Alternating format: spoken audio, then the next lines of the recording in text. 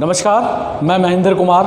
आज हम बात करेंगे पॉलिटिकल साइंस की जो 11th क्लास की आपकी बुक है और उसका ये पहला चैप्टर है और पार्ट 1 भी हमारी वीडियो का। ठीक है, तो ये चैप्टर का जो नाम है संविधान क्यों और कैसे, इसके ऊपर हम बात करेंगे और उससे जुड़े हुए हम ये 4 पॉइंट पे बात करेंगे। ठीक है, तो ये 4 पॉइंट को स्टार्ट करने से पहले मैं 4 पॉइंट का नाम बता दूं। संविधान क्या होता है, संविधान की आवश्यकता क्यों है, निर्णय निर्माण में शक्ति की विशेषताएं क्या क्या है और सरकार की शक्तियों पर क्या सीमाएं हैं। तो चलिए स्टार्ट करते हैं इस वीडियो को।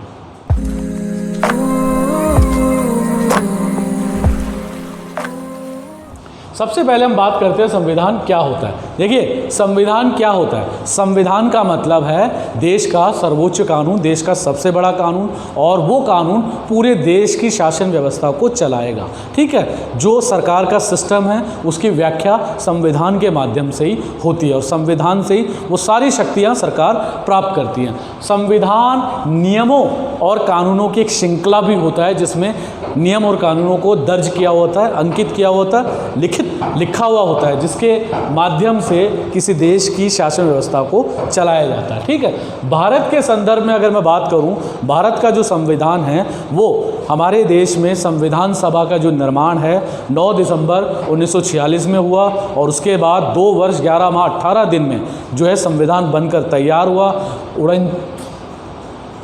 जो 26 नवंबर 1949 है उस दिन संविधान को लागू किया गया और 26 जनवरी 1950 को पूरे देश में जो है गणतंत्र के रूप में ये संविधान लागू हो गया। ठीक है, तो संविधान हमारे देश का सबसे बड़ा कानून है और ये पूरे देश की शासन व्यवस्था को चलाता है। तो चलिए दूसरे पॉइंट पे हम बात करते हैं संविधान की आवश्यकता क्यों है। देखिए, जैसा मैंने पहले कहा कि संविधान किसी देश की शासन व्यवस्था को चलाए रखने के लिए ज़रूरी होता है, तो ये पॉइंट वहीं क्लियर हो जाता है आपका। किसी देश की शासन व्यवस्था को चलाने के लिए हमें संविधान की आवश्यकता पड़ती है, क्योंकि संविधान नियमों और कानूनों की एक श्रृंखला है जिसमें किसी देश की सरकार कैसे काम करती है उसके बारे में लिखा हुआ होता है और देश की जो सरकार है संविधान से शक्तियाँ प्राप्त करती है। ठीक है, और संविधान की हमें आवश्यकता इसलिए है क्योंकि ये देश में अराजकता की स्थिति को ख़त्म करता है कि देश में कानूनों के माध्यम से ही सरकार चल रही है और शासन व्यवस्था को चलाया जा रहा है। और निर्णय, तीसरा जो पॉइंट है, निर्णय निर्माण की शक्ति में विशिष्टताएं। देखिए, संविधान जो है निर्णय निर्माण में सबसे आगे रहता है क्योंकि संविधान ही लिखित रूप से भी होता है, लिखित रूप से भी होता है।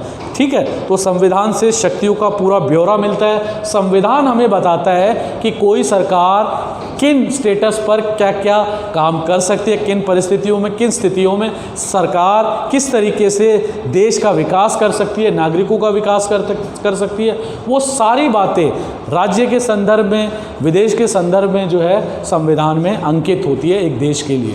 ठीक है, तो संविधान की जो शक्ति है निर्णय निर्माण की, वो सारी विशिष्टताएं आपको संविधान में देखने को मिलती है और वो विशिष्टताएं सरकार देश की जनता और देश को आगे, देश की तरक्की करने के लिए उन विशिष्टताओं का इस्तेमाल निर्णय निर्माण में करती रहती है। ठीक है, ये नित्य नई शक्तियों का प्रयोग है। जैसे भारत में इस समय जो हमारे प्रधानमंत्री है मोदी जी हैं, वो अपनी सरकार की शक्तियों के माध्यम से निर्णय और डिसीजन लेते हैं देश के विकास के लिए और वही जो है शक्ति की विशेषताएं कहलाती हैं। इसके अलावा जो उसका चौथा और आखिरी पॉइंट है सरकार की शक्तियों पर सीमाएं।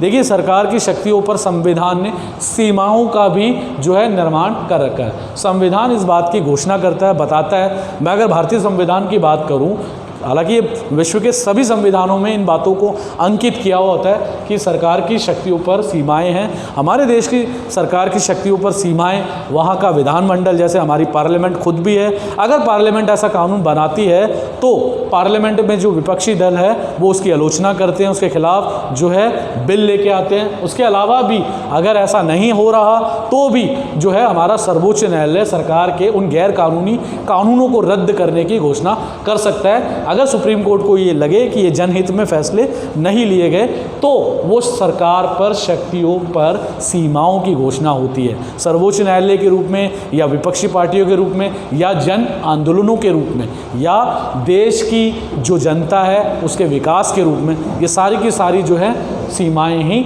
मानी जाती है। इस वीडियो में, इस चैप्टर में मैंने इन 4 पॉइंट के माध्यम से आपको ये चारों पॉइंट क्लियर करने की कोशिश की है। इसके अलावा हम अगले वीडियो में जो उसका सेकंड पार्ट होने वाला है उस पर हम इसी पार्ट पर और बातें करेंगे। चलिए आज के लिए इतना ही। थैंक यू, धन्यवाद।